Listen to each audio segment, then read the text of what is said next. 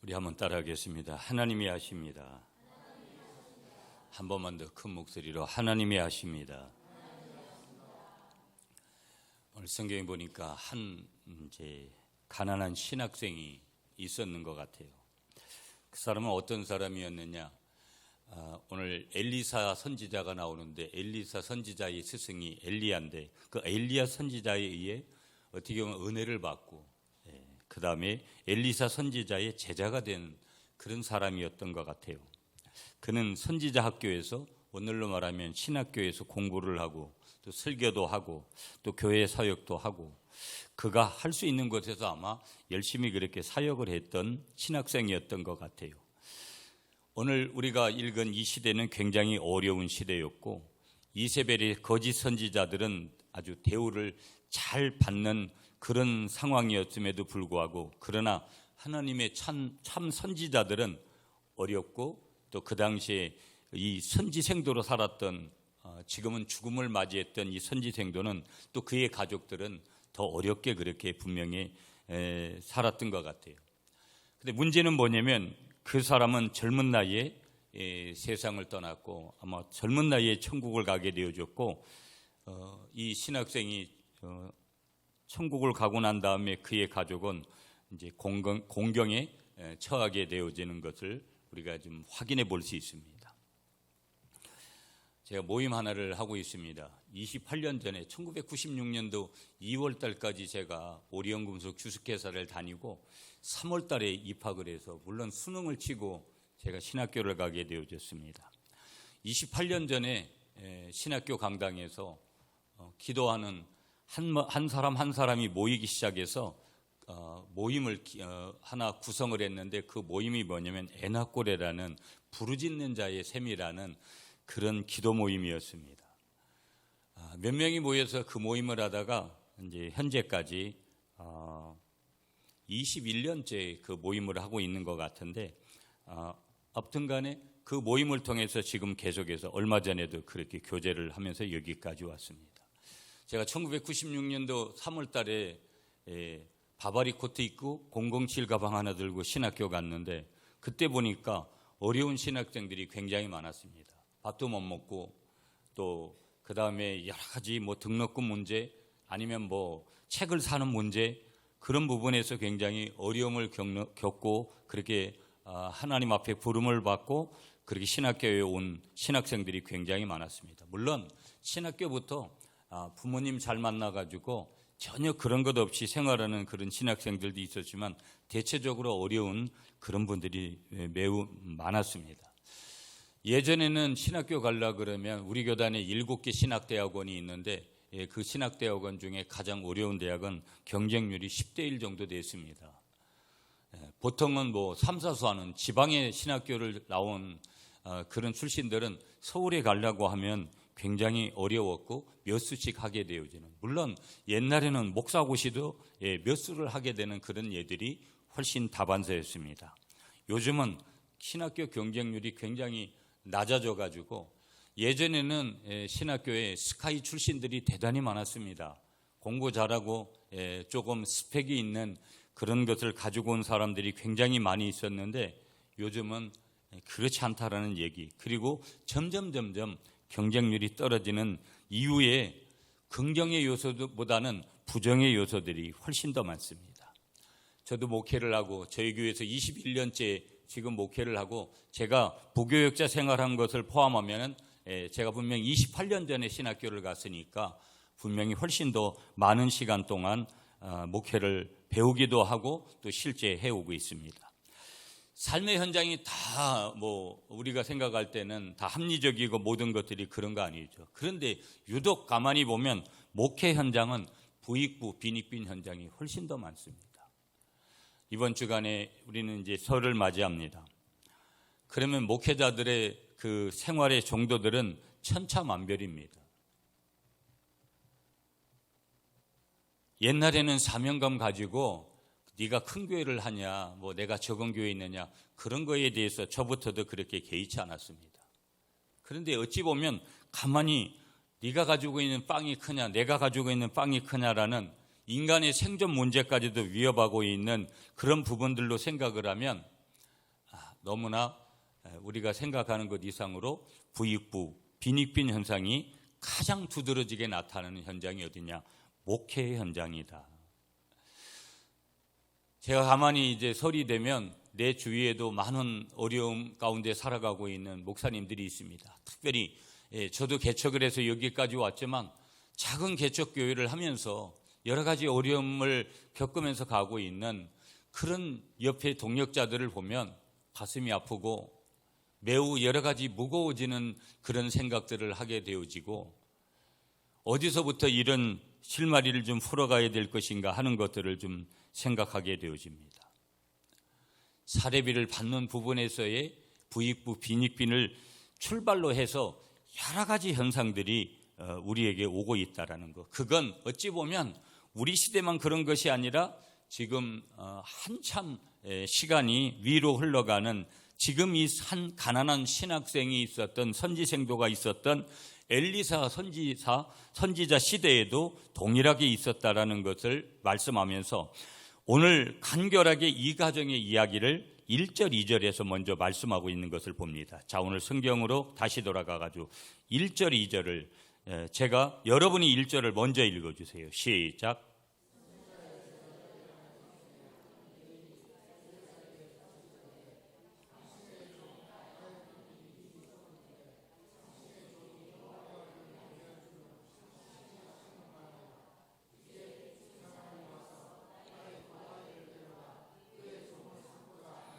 이 절은 제가 봉독할게요. 엘리사가 그에게 이르되 내가 너를 위하여 어떻게 하랴? 내 집에 무엇이 있는지 내게 말하라. 그가 이르되 계집종의 집에 기름 한 그릇 외에는 아무것도 없나이다 하니.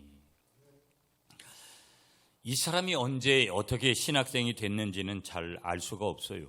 그런데 중요한 것은 이 신학생이 결혼을 해서 신학생의 나이가 몇 살인지도 언급을 하고 있지 않지만 중요한 것은 아내가 있고 두 아들이 있다라는 것은 우리는 이제 오늘 1절 성경을 읽다 보면 알 수가 있는 거예요.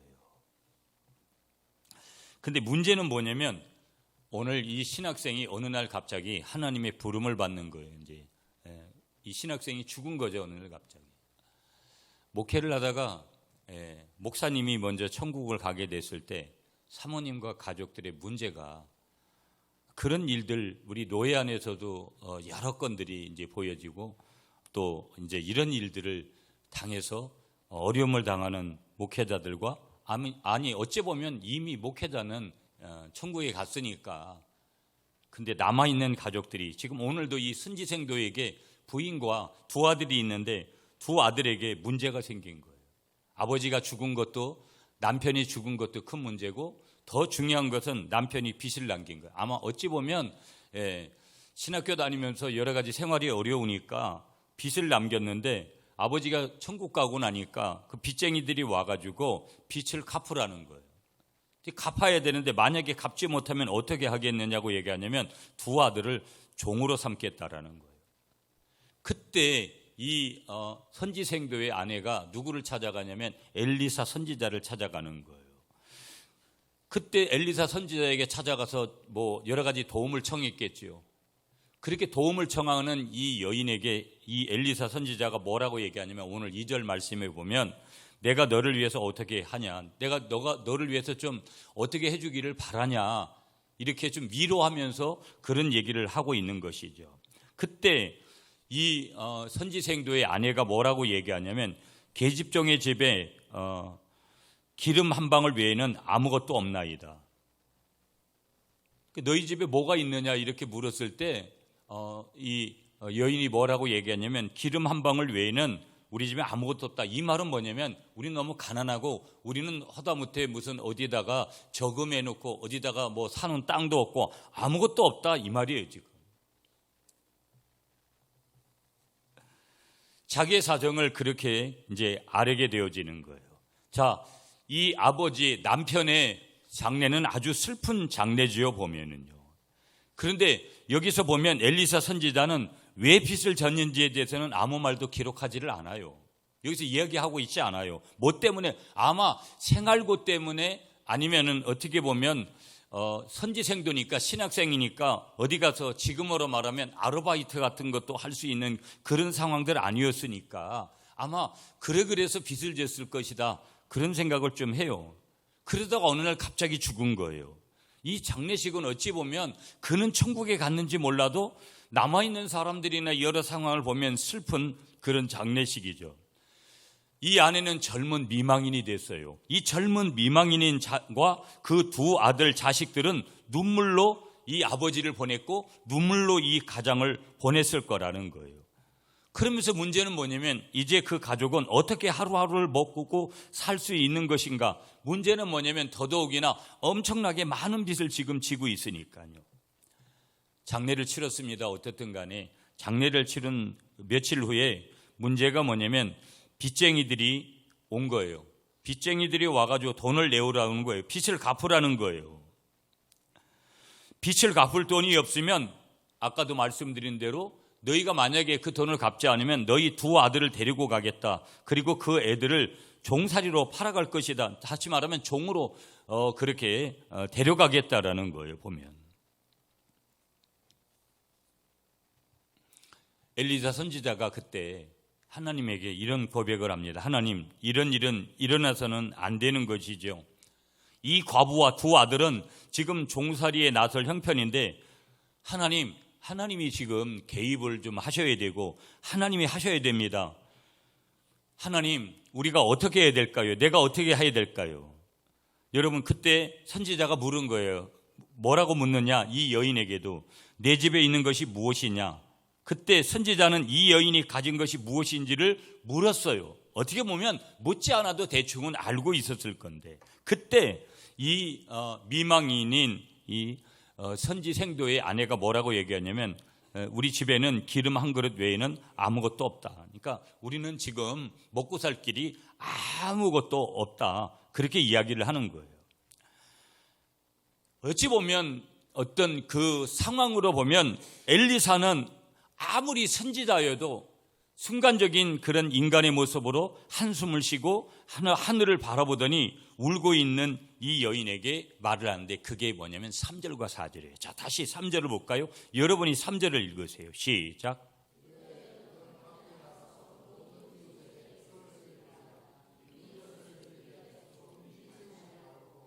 자, 4절은 제가 봉독할게요. 너는 내 두 아들과 함께 들어가서 문을 닫고 그 모든 그릇에 기름을 부어서 차는 대로 옮겨 놓으라 하니라. 예.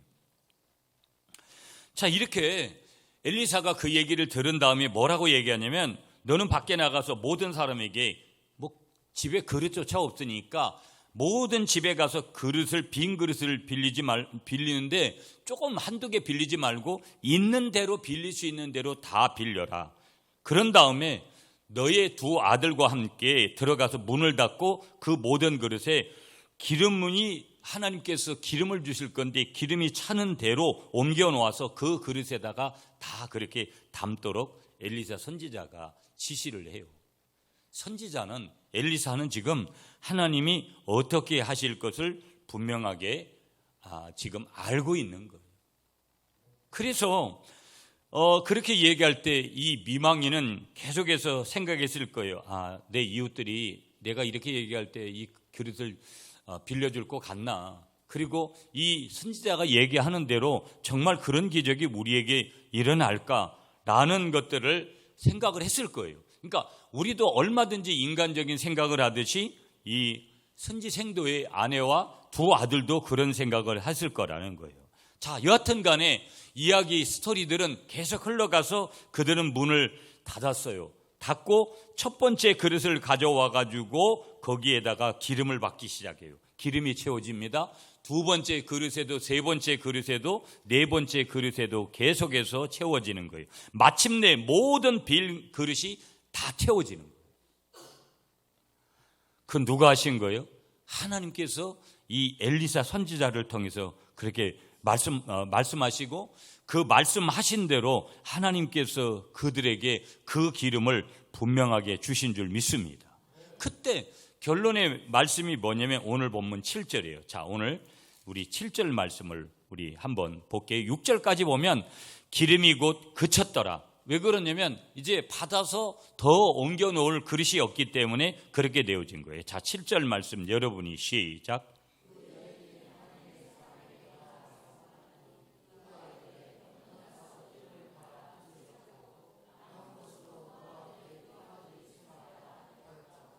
아멘. 아무튼간 기적이 일어난 거예요. 기적이 일어났고 하나님이 이런 놀라운 일들을 행하시는데 우리는 성경을 보면서 오늘 여러분 열왕기하 4장 1절부터 7절에 나오고 있는 이 기적 하나만도 내가 믿느냐 안 믿느냐에 따라서 우리의 삶의 형태는 너무 달라지는 거예요. 어찌 보면 우리가 이성의 눈으로 이성의 시각으로 여러분 오늘 성경을 보면 도대체 이런 거짓말을 성경이 이렇게 기록할 수 있는 건가? 성경은 거짓말이든지 진짜이든지 둘 중 안에 하나라는 거예요. 오늘과 같은 과학이 이성이 발달한 이런 시대에 이런 내용은 어찌 보면 신화도 아니고 이런 거짓말 중에서도 상거짓말, 아니 거짓말을 좀 치려고 해도 그럴싸한 거짓말을 해야지라는 생각이 훨씬 더 우리에게 다가오고, 그런 사람은 성경을 믿지도 않을 뿐더러 성경을 이런 내용들이 성경에는 워낙 많다 보니까 그렇게 읽으려고도 하지 않을 거라는 거예요. 그러나 내가 어떻게 그것을 바라보았든지 안 바라보았든지에 상관없이 성경에는 이와 같은 기적이 오늘 분명하게 일어난 줄 믿으시는 여러분들이 되시기를 축복합니다. 엘리사 선지자가 이 여인에게 뭐라고 얘기하느냐? 이제 너는 가서 기름을 팔아서 빚을 갚고, 오늘 7절에 말씀하잖아요. 남은 것으로 너희 두 아들이 너하고 두 아들하고 같이 그렇게 생활을 하라고 결론을 짓는 거예요. 자, 그러면 오늘 이 말씀을 통해서 우리에게 주시는 교훈 몇 가지를 좀 받으려고 하는데, 첫 번째 교훈이 1절이에요. 자, 1절을 여러분 다시 읽으세요. 시작.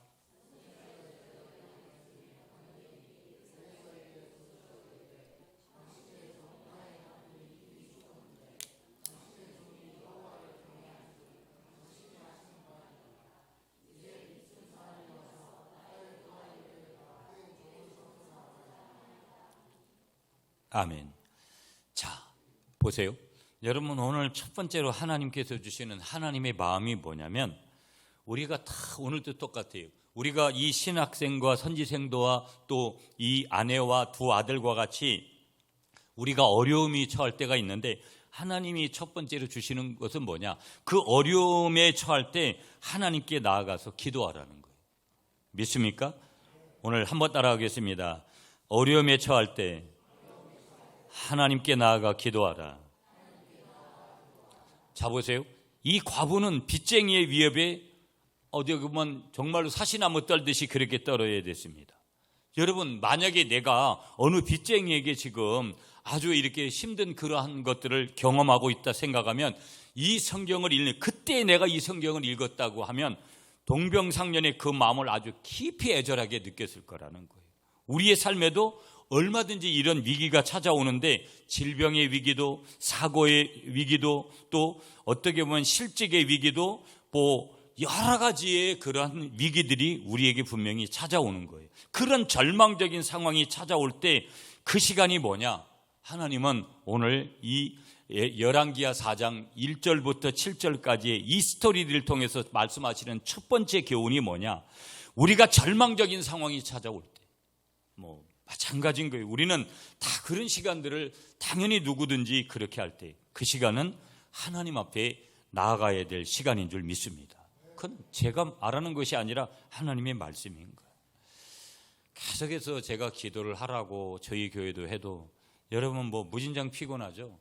그 피곤하다라는 것은 저부터도 느끼고 있기 때문에 그렇지만 기도를 하지 않아요. 그러면 여러분 새벽에 안 나왔기 때문에 저분이 기도 안 할 거다 이런 생각이 좀 들면은 문제는 별로 그렇게 문제될 게 없어요. 그러면 새벽에만 꼭 기도해야 될 이유는 없으니까.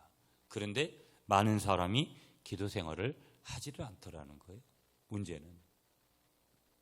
그리고 더 중요한 것은 혼자만 살짝 자기를 위해서 기도한다?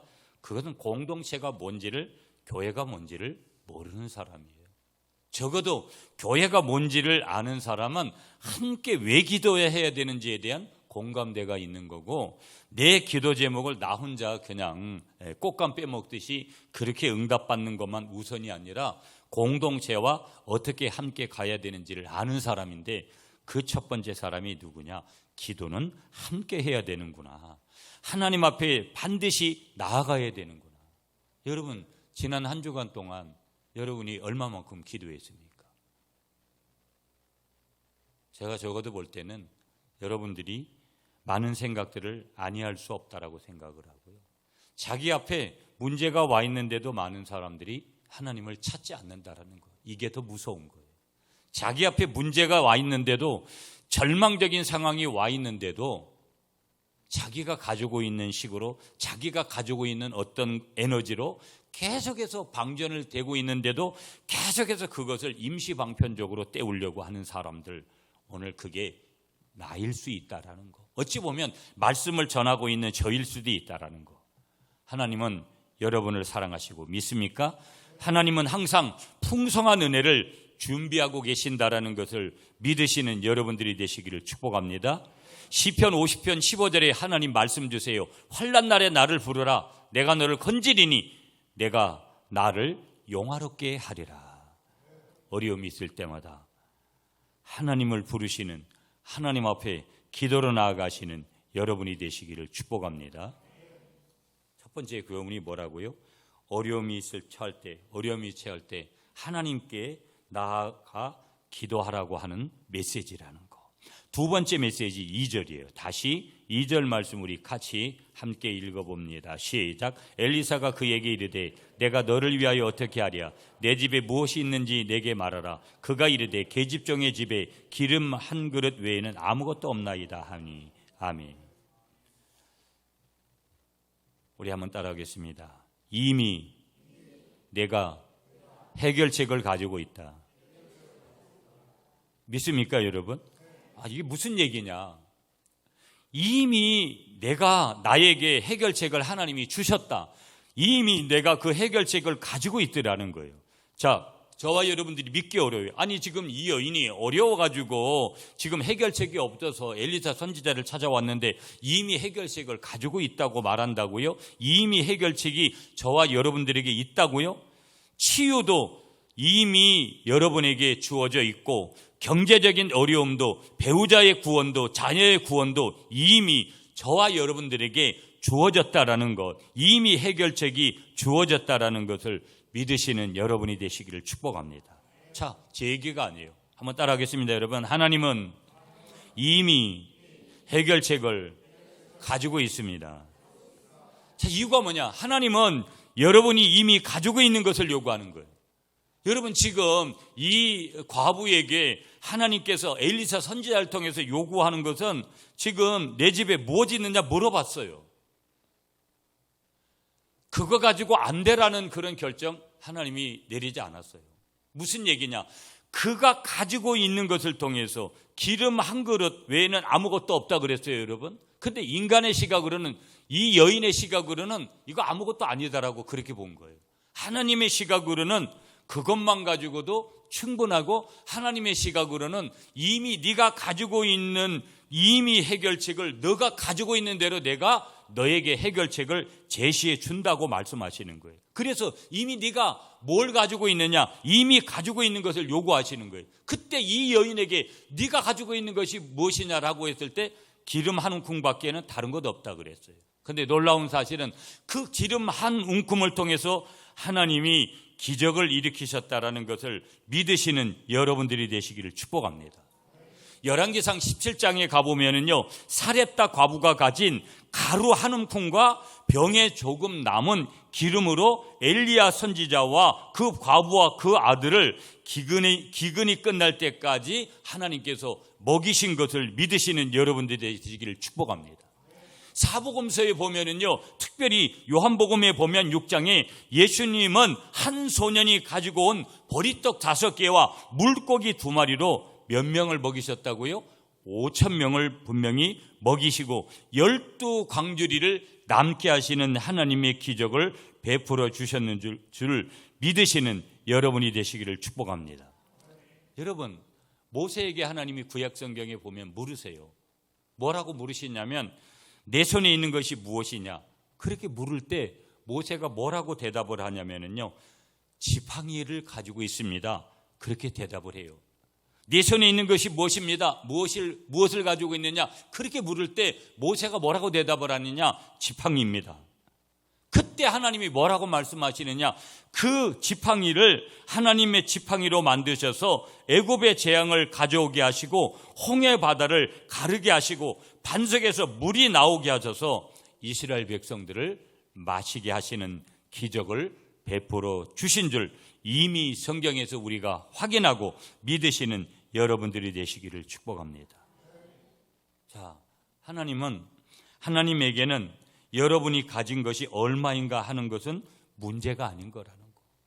이미 뭐예요? 이미 가지고 있는 그것을 통해서 하나님이 저와 여러분들에게 그것을 통해서 개입하시면 우리는 별 볼 일 없어요. 야, 이런 곳에서 무슨 어떤 일이 벌어지겠나라고 생각하는 그 현장에 여기 보리떡 5개 물고기 2마리 가지고 있는 한 아이의 그곳에, 그 드림의 그곳에 전능자의 손길, 하나님의 능력의 손길이 개입하게 되어지니까 오늘 그 하나님의 개입하심 속에서 기적이 일어나고 능력이 일어나고 오늘 기름병, 그 기름 한 움큼 속에서 놀라운 기적이 일어났다라는 것을 한 번 더 분명하게 믿으시는 여러분들이 되시기를 축복합니다. 자, 세 번째로 주시는 메시지가 3절이에요. 자, 3절 말씀도 여러분이 한번 읽어주세요. 시작.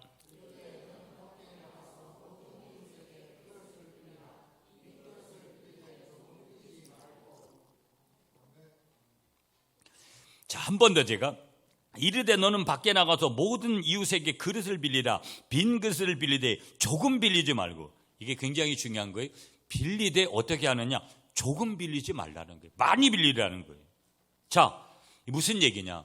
많은 사람들이 축복은 받고 싶어 해요. 우리도 똑같아요. 저도 똑같고. 그 축복을 받고 싶어 하는 마음이 잘못된 마음 아니죠. 문제는 뭐냐면 한번 따라하겠습니다. 축복을 받으려면 축복받을 수용 능력을 늘려야 합니다. 믿으십니까, 여러분?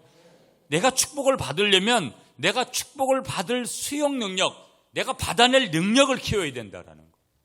여러분, 우리가 어린아이한테 10만 원짜리 수표주면 그 아이가 야, 이게 가치가 얼마인지 알까요? 그냥 선에 그냥 꼬깃꼬깃하다가 이게 돈인지도 모르고 경제 가치가 뭔지도 모르고 그러니까 수용 능력 자체가 안 되는 거예요. 그럼 우리는 바로 10만 원짜리 수표기 때문에 어린아이 손에 그게 있으면 바로 내가 이렇게 그 아이에게서 이렇게 빼앗아가지고 내가 바로 지갑에 넣을 거야 아마. 남의 게 아니라 내 아이의 손에 있는 거니까. 무슨 얘기예요? 나는 그 10만 원을 쓸 수 있는 수용 능력을 나는 가지고 있고 엄마는, 아빠는, 이 아이는 절대 그런 능력을 인지조차 하지를 못하는 거예요. 많은 사람들이 축복은 받고 싶어 해요. 그런데 그 축복을 받을 만한 수용 능력을, 그릇을 키우지를 못하는 거예요. 야, 그릇 그냥 네가 한 개만 가지고 와. 그러면 가난을 못 벗어났어요. 절대 빚도 못 갚았어요. 하나님 뭐라고 말씀하시느냐? 엘리사 선지자를 통해서 분명히 조금 빌리지 말라 그러는 거예요. 분명히 충분하게 빚도 갚고 너희가 먹고 살 정도로다가 그렇게 준비를 하라는 거예요. 이게 놀라운 거예요. 여러분, 하나님이 그냥 일방적으로 축복을 할 수도 있어요. 그렇다면 하나님은 인격적인 분이 아니에요. 강압적인 분이지. 그러니까 내가 지금 그릇을 빌리되 조금 빌리지 않고 많이 빌리는 것은 이 엄마와 이 두 아들이 행해야 되는 거예요. 이건 인간이 해야 되는 거예요. 절대 하나님이 해주는 거 아니에요. 그러니까 내가 하나님의 축복을 받을 만한 능력을 늘리는 것은 누가 하는 것이냐? 물론 하나님이 도와주셔야 되지만 그건 누가 할 일이라는 거예요? 내가 할 일이라는 거예요.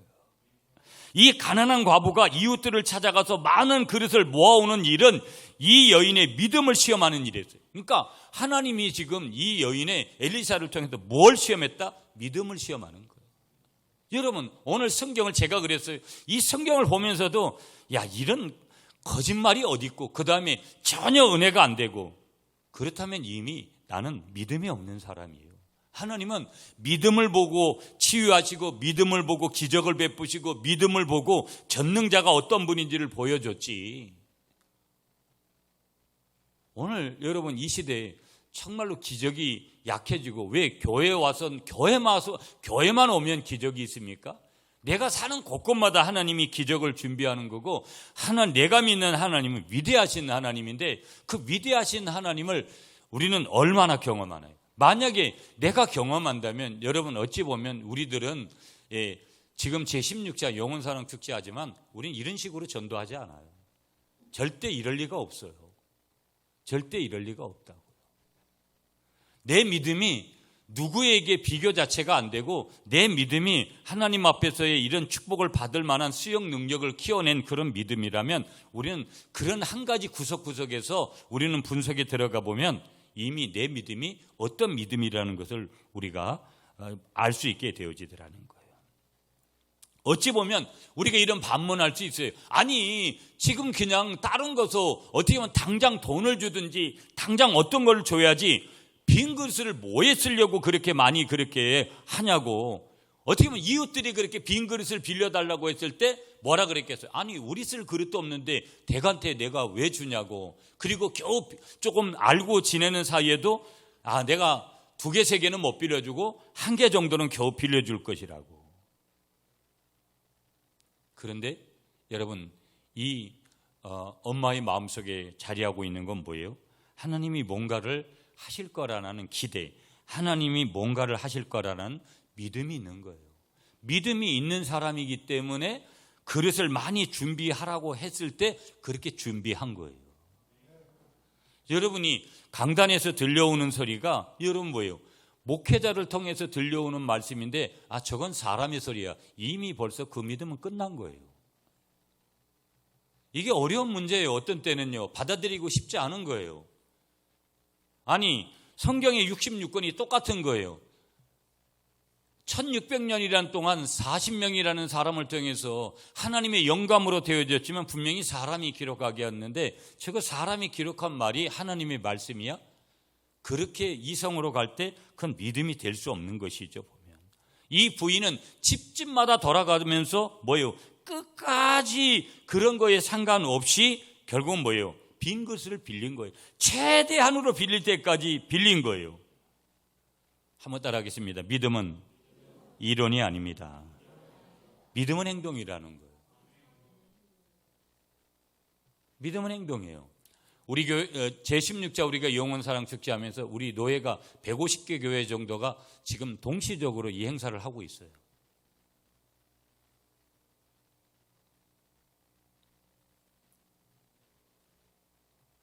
믿음은 행동이라는 거.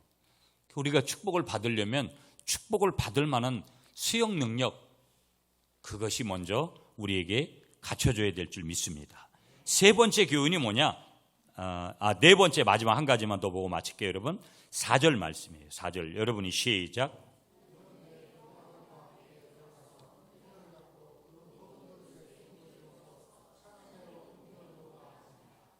아멘.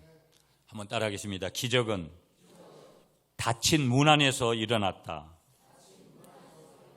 무슨 얘기예요, 여러분? 기적이 닫힌 문 안에서. 여러분 4절 보세요. 너는 내 두 아들과 함께 들어가서 문을 닫고 그 모든 그릇에 기름을 부어서 차는 대로 옮겨 놓으라 하니라. 여인이 물러가서 5절에 보면 그의 두 아들과 함께 문을 닫은 후에, 여러분 문을 닫았다. 이게 하나님의 기적의 현장을 얘기하는 거예요. 그들은 그릇을 그에게로 가져오고 그는 부었더니 결과들이 나오는 거예요. 그릇에 다 찬지라. 한번 따라하겠습니다. 그릇에 다 찬지라. 하나님의 기적의 완벽성을 지금 이야기하는 거죠. 믿습니까, 여러분? 하나님의 놀라운 기적.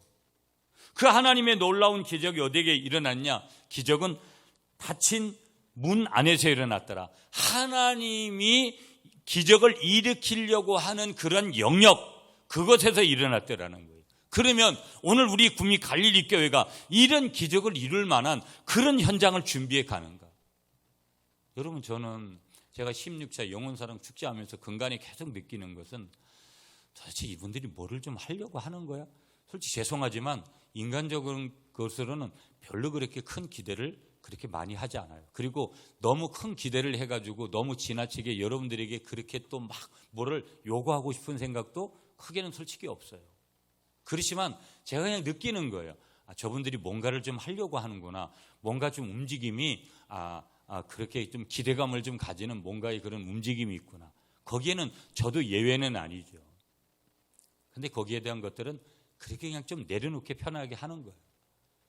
그냥 그렇다고 그냥 이걸 그냥 형식적인 행사로 그냥 그렇게 말아야지, 또 그런 것도 아니에요. 무슨 얘기냐면 무언가 거기에서 뭔 일이 일어나려고 그러면 그런 하나님의 놀라운 기적이 일어나려고 하는 그런 현장이 있으려고 하면 그 하나님의 은혜와 그 사람이 행하는 그 믿음의 행위들이 반드시 필요한데 우리는 믿음을 준비하고 있는가? 이걸 좀 깊이 보자라는 의미들이 있는 거예요.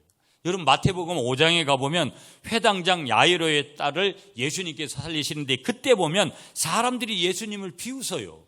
사람들은 비웃거든요. 그때 예수님은 그들을 다 나가게 해요. 그리고 이 아이의 부모와 제자들만 데리고 아이에게 들어가서 문을 닫은 거예요. 그 문 닫고 안에 들어가서 뭐라고 외치시냐면 소녀야 일어나라. 그때 어떻게 됐습니까? 소녀가 일어난 줄 믿으시는 여러분이 되시기를 축복합니다. 사도행전 9장에 가보시면 여러분 베드로 사도가 죽은 요바에서는 다비다라고 하는 한 여제자를 살리거든요. 그때 보면 사람들을 다 내보내고 무릎을 꿇고 그 집안에서 기도하고 시체를 향해서 뭐라고 얘기하냐면요, 다비다야 일어나라. 그렇게 할 때 그가 눈을 떠서 일어나게 되는 줄 믿습니다. 한번 따라하겠습니다. 하나님의 역사는 믿음의 기도를 통해서 일어납니다. 여러분 이 과부는요, 그 방 안에서 빈 그릇에 기름을 채운 거예요. 방 안에서, 하나님의 은혜 안에서. 그러니까 제가 여러분들을 절대 무시해서 이성적인 한편에서의 기대를 안 한다라는 거 아니에요. 여러분들도 다 각기들은 노력하고 있다라는 거 알아요. 근데 제가 말씀드리는 것은 여러분을 폄하해서 말씀드리는 게 아니라 인간적으로 봤을 때는 우리가 너무나 부족함들이 많더라. 그러나 뭐예요? 하나님의 은혜는 여전히 어느 교회든지 어느 분이든지 은혜는 하나님이 준비하시는 거예요. 중요한 것은 하나님이 그 방 안에서 준비한 대로 문을 닫고 그 안에 들어가서, 그건 내 믿음이에요. 이 과부의 믿음이라는 거예요. 이 여인의 믿음인 거예요. 빈 그릇을 채우는 것은 어디에서 일어난 거예요? 그 하나님의 은혜가 역사가 있는 방 안에서 이루어진 거예요. 무슨 얘기냐면 오늘 우리는 각기 다 제16차 영혼사랑 축제를 하든 뭘 하든 여러분 하나님의 은혜가 있어도 우리가 때로는 그 영역 안에 들어가지 못할 때가 있지만 중요한 사실은 내가 믿음으로 들어갈 때, 그 은혜의 방 안으로 들어갈 때 거기에서 주님의 놀라운 역사가 일어나게 되는 줄 믿습니다. 다윗은요, 주께서 기름으로 내 머리에 부으셨으니 내 잔이 넘치나이다. 그렇게 고백을 하는 거예요. 하나님의 은혜의 현장에는 뭐가 있는 거예요? 성령의 기름 부으심이 있는 거예요. 그 성령의 기름 부으심의 역사가 있을 때 하나님의 기적이 일어나는 것이죠. 저는 솔직히 제16차 영혼사랑 축제는 그래서 아직도 많이 남았거든요. 우리가 2월, 3월, 4월이니까 아직도 3달이 남았어요. 인간적으로는 별로 그 기대치를 갖다가, 그래서 여러분들한테 막 굉장히 제가 부담을 드리거나 사실은 실제 그러지 않고 있어요. 무슨 얘기냐? 저도 하나님 앞에도 기도하고 그 다음에 여러분이 할 역할은 여러분이 할 거고 제가 할 역할은 제 역할이니까 더 기도하고 그 하나님 앞에서 내가 응답해 가는 거예요. 여러분 각자 한 사람이 응답해 가다 보면 예를 들어가지고 한 명도 등록 안 할 수도 있고, 그때까지 한 명이 등록할 수도 있고 10명이 등록할 수도 있고, 예를 들어가지고 초청주일에만 올 수도 있는 거고 여러 가지가 될 수 있는 거기 때문에. 자, 여러분 우리가 말씀을 정리하면서 시간이 좀 됐는데요. 여러분 오늘 모든 매사가 어렵다라는 거, 여러분 곳곳에서 전쟁이 일어나고, 여러분 우리나라도 사실은 여러 가지 거기에선 예외적이지 않은 그런 부분들도 있다고 하는데 삶의 자리가 전쟁 아니겠어요? 어떤 상황 속에서도 하나님이 하신다라는 것을 분명하게 믿고 나아가시는 여러분들이 되시기를 간절히 축복합니다.